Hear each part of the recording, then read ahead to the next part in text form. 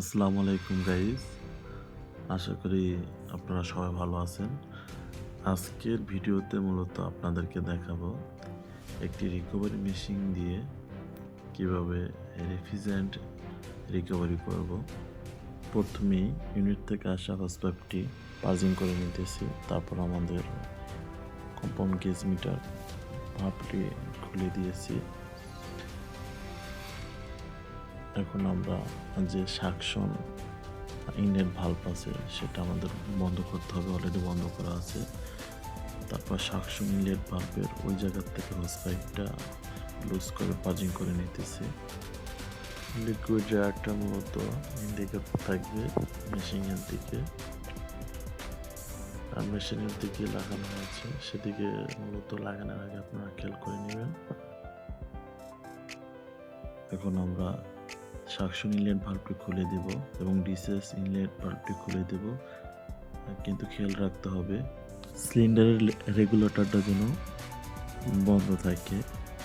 আমরা যেহেতু ব্যাপার লাইনটি ব্যবহার করেছি, এখন আমরা হোস পাইপটা নোজ করে দিব এবং পাজিং করে নিতেছি।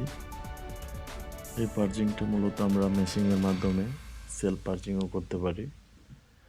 আপনাদের দেখানোর সুবিধার্থে মূলত আমরা ম্যানুয়ালি পাজিং করেছি। এখন আমরা মেশিনটি চালু করব। চালু করার আগে দেখব আমাদের সাকশন প্রেসার গেজ প্রেসার দেখাচ্ছে এবং ডিসচার্জ প্রেসার গেজ মূলত সিলিন্ডারের প্রেসার দেখাবে, যেহেতু গ্যাস নেই সেক্ষেত্রে জিরো দেখাবে।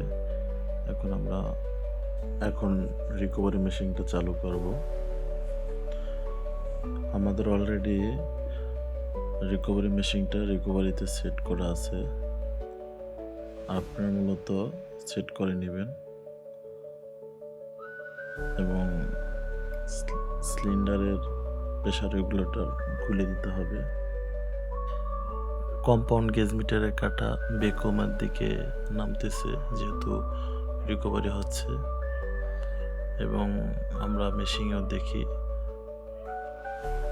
সাকশন প্রেসার গেজ নিচে নামতেছে। যদি আপনার সঠিক রিকভারি হলে মেশিনটা মূলত অটোমেটিক বন্ধ হয়ে যাবে, অথবা আপনি ম্যানুয়ালি বন্ধ করতে পারবেন। যেহেতু আমার বেকম করা হয়েছে, ম্যানুয়ালি আমি আগে ডিসচার্জ প্রেসার গেজ বন্ধ করলাম, তারপর সাকশন প্রেসার গেজ বন্ধ করার পর সিলিন্ডার রেগুলেটর বন্ধ করে দিছি।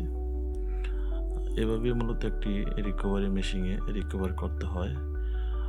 সঠিক রিকভারি হয়েছে কিনা বোঝার উপায় হলো ডিসচার্জ প্রেসার গেজ প্রেসার দেখাবে এবং সাকশন প্রেসার গেজ মূলত বেকমের নিচে কাটা থাকবে।